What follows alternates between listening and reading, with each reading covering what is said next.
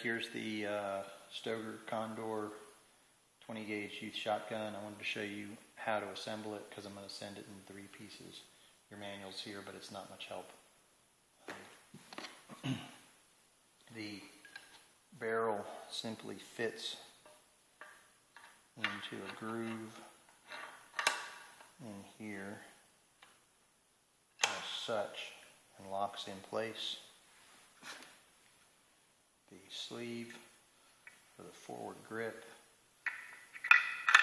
tucks up in there, pops in place. Simple as that. To remove it, this rotates forward and the grip will pull down to come off, break the gun,